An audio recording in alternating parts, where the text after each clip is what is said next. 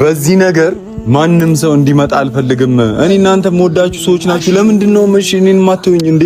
አሁን እኮ እሺ ሌላ ነገር እንዳደርግ ወይ መጥፎ ሰው እንደሆነ ለምንድን ነው የምታደርገው? ለምንድን ነው መጥፎ ሰው ይሄ ምንድን ነው? ይሄው አለኩ። እሺ በእነና ይሄ ህይወት መግባት ልክ ነው። ይሄው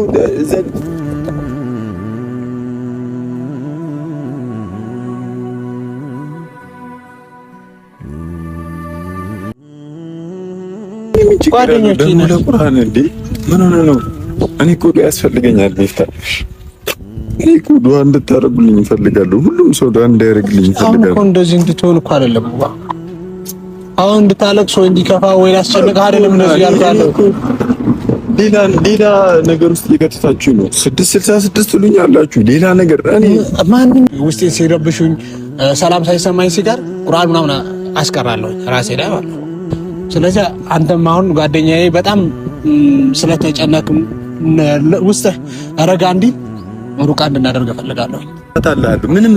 ምንም አይደለም። ይሄ ገባ እፈተዋለሁ፣ ግን ከምወደው ሰው የተሰጠኝ ስጦታ ስለሆነ ነው።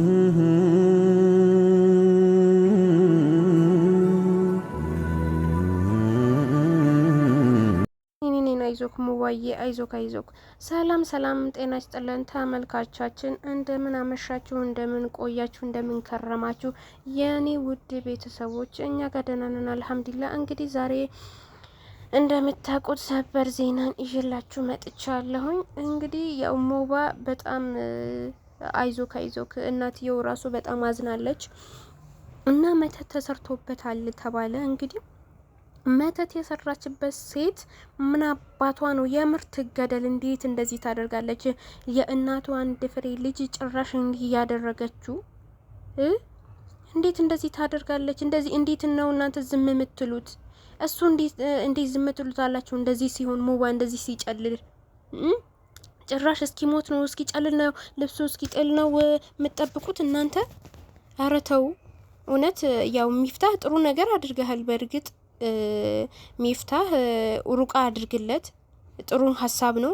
ግን ሀሳቡ ብቻ ሳይሆን በደንብ ይዛችሁት ምናምን ነገር ስንት ጎረምሶች አላችሁ፣ ይዛችሁት ሩቃ አድርጉለት። ልጅቷ ደግሞ ትገደል። እንዴት መተት የሚያክል ነገር ታደርጋለች? እንዴት ከጌታ ዋጋችሁ ጋር እንዴት ታጣላችኋለች? እንዴት እንደዚህ አይነት ነገር ታደርጋለች? እናትየው እዛ ጋር በጭንቀት ልትሞት ነው፣ ልትፈነዳ ነው። በቃ እናትየው በጭንቀት ማለት ነው።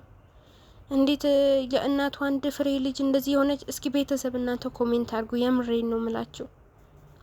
እንዴት እንደዚህ አይነት ነገር ይደረጋል?